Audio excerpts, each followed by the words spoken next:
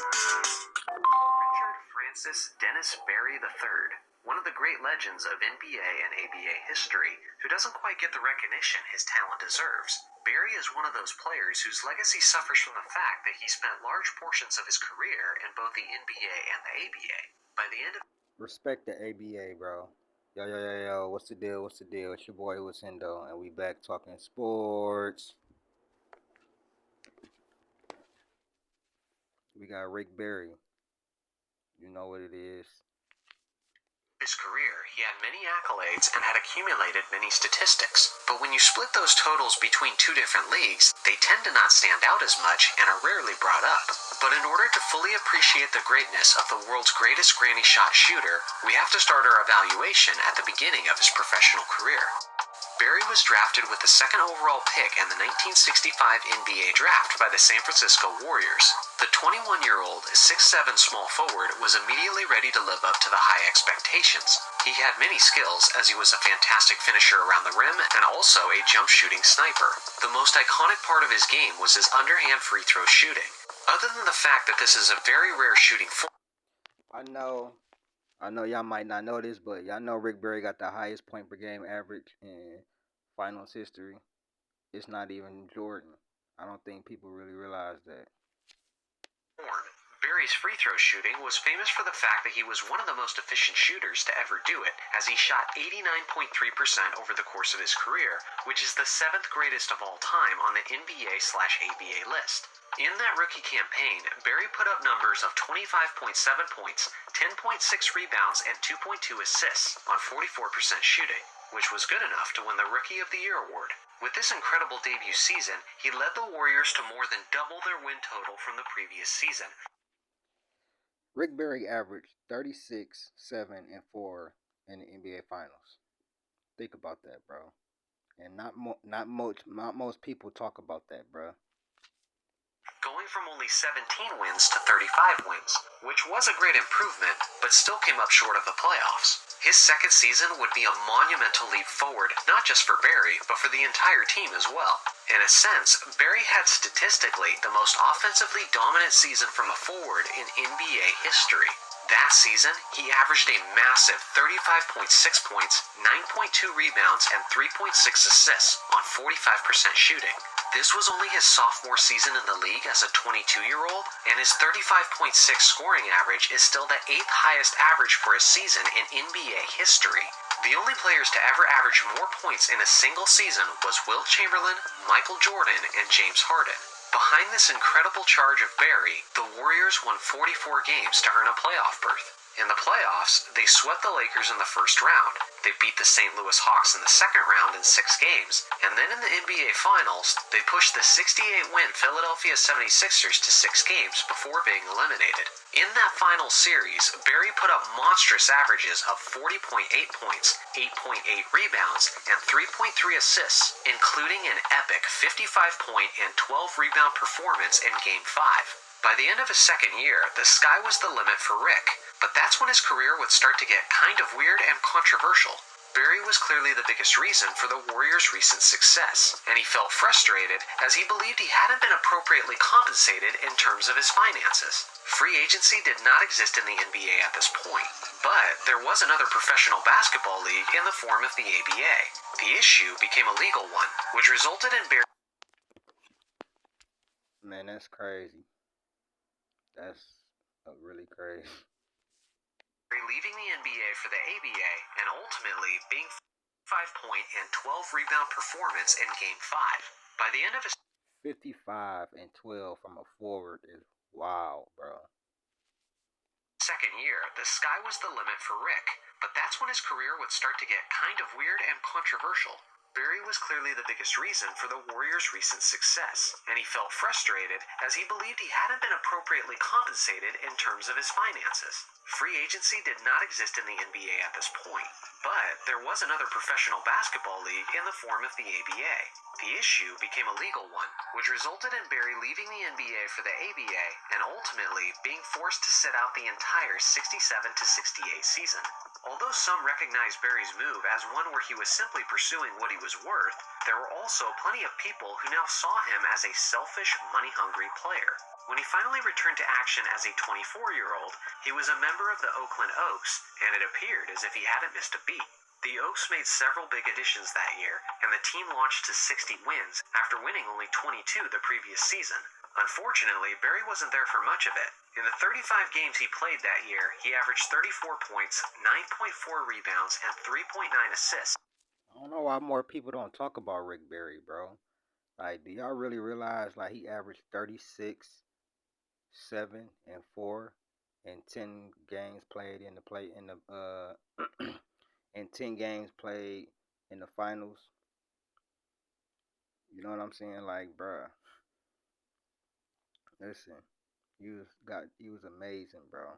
Now, like you said, like now Jordan has the biggest sample size with the highest point per game average with 33, but if we just being technical, Rick Barry has the highest point per game average in the NBA Finals. You feel me? So on 51% shooting, but nearly midway through the regular season, Barry collided with another player and tore ligaments in his left knee, and his season was over. From this point on, knee problems would be something that Barry would have to push through. As I mentioned earlier, the Oaks had a great team all around, not just Barry, and the team still went on to win the ABA championship even with arguably their best player out. Despite the team's success, the Oaks were still the less popular Bay Area basketball team behind the NBA's Warriors, so the Oaks owner sold the franchise, which was then relocated to Washington, D.C., where they became the Washington Caps. Once again, Barry was not thrilled about this situation, and for a while, he refused to report to the team, even going as far as saying, if I wanted to go to Washington, I'd run for president. Eventually, he was forced to join the team, where he then continued to put up his usual solid numbers. In the playoffs, they pushed the Denver Rockets to 7 games, and Rick averaged 40.1 points over the course of the series. But ultimately, that's fucking ridiculous, bro. This shit sounded like mini Wilt Chamberlain numbers, bro. Mini Wilt Chamberlain, Michael Jordan numbers.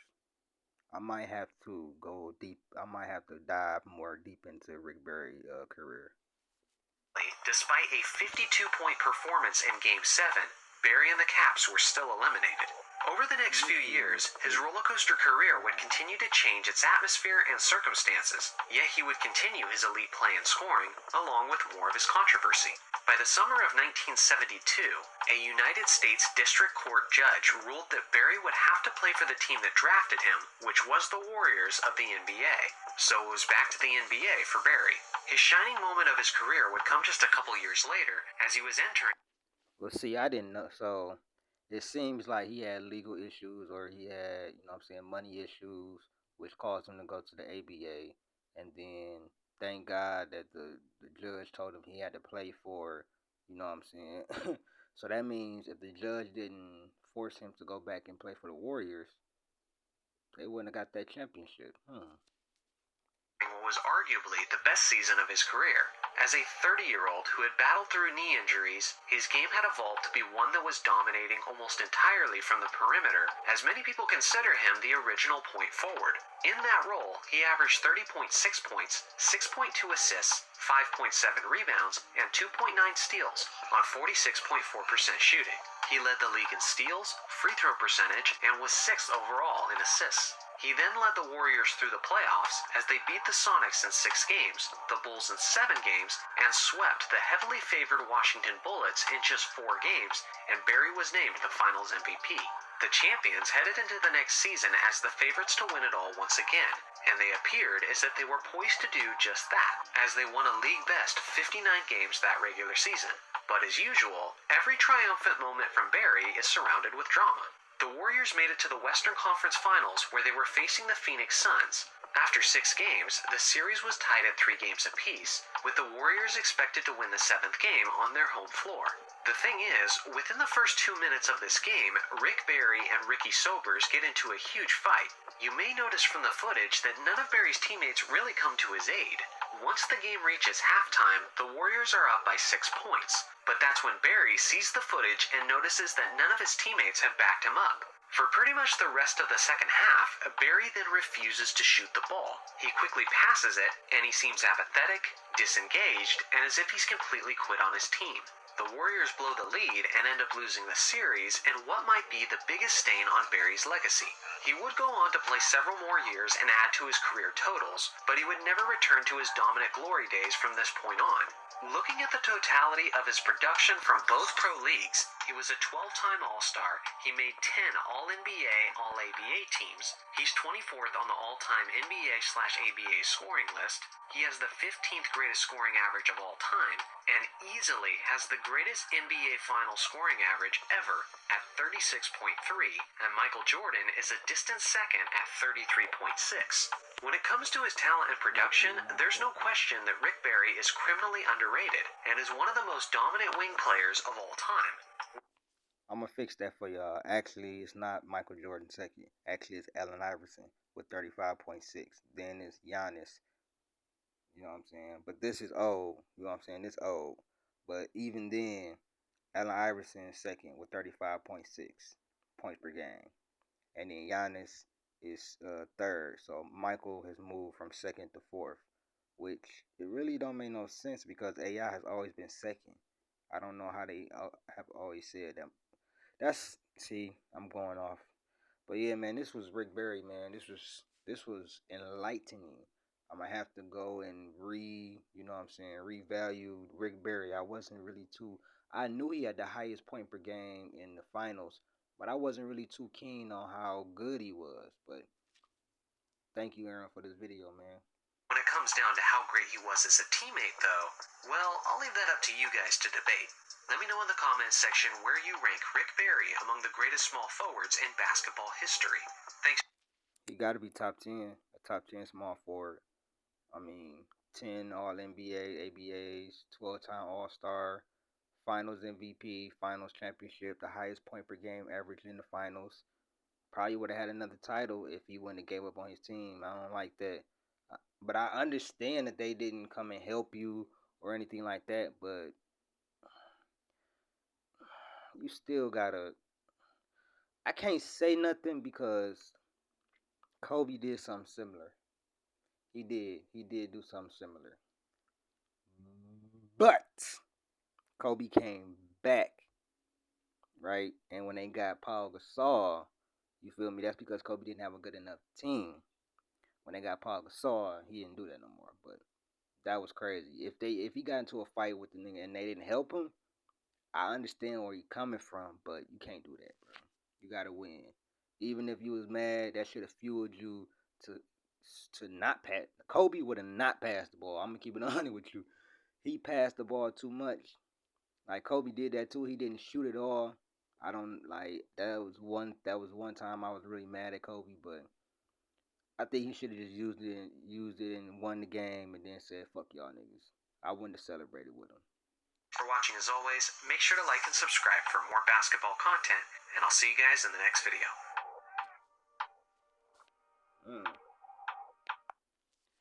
Well, yeah, man, that was Rick Barry. Rick Barry, how good was Rick Barry really? It seemed like he was really good. You know what I'm saying? Really, really good.